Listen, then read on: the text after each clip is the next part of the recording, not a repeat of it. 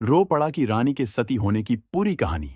रोपड़ा की रानी की कहानी राजस्थान के इतिहास और सती प्रथा के दर्दनाक पहलुओं को उजागर करती है।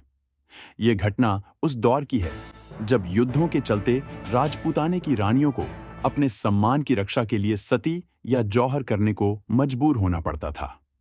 पृष्ठभूमि रोपड़ा राजस्थान की एक छोटी रियासत थी। यहाँ के राजा बहादुर और अपनी प्रजा के प्रति समर्पित थे।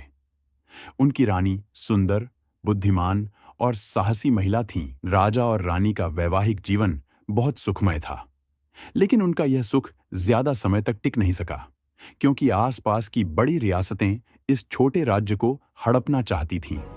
युद्ध का आरंभ रोपड़ा पर एक शक्तिशाली दुश्मन राज्य ने हमला किया। राजा ने अपनी सेना के साथ वीरतापूर्वक युद्ध लड़ा, लेकिन उनकी सेना संख्या और संसाधनों में कमजोर थी। युद्ध के दौरान राजा शहीद हो गए। राजा की मृत्यु के बाद दुश्मन सैनिकों ने किले पर कब्जा कर लिया और रानी को पकड़ने की कोशिश की। सम्मान की रक्षा के लिए राजा की मृत्यु के बाद रानी को अपने और किले की अन्य महिलाओं के सम्मान की रक्षा करनी थी।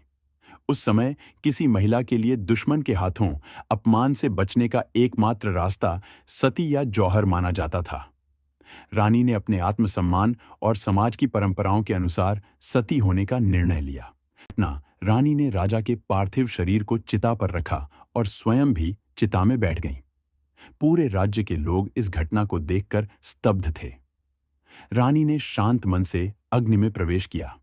ऐसा कहा जाता है कि चिता की आग के साथ उनकी आत्मा ने मोक्ष प्राप्त किया। रानी के इस बलिदान की कहानी पूरे राजस्थान में फैल गई।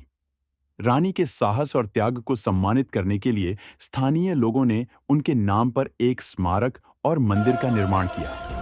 आज भी इस स्थान पर लोग उनकी याद में श्रद्धा अर्पित करने आते हैं। संदेश रोपड़ा की रानी का सती होना साहस और त्याग का प्रतीक माना जाता है, लेकिन यह भी दर्शाता है कि उस समय समाज में महिलाओं पर कितने कठोर सामाजिक नियम लागू थे।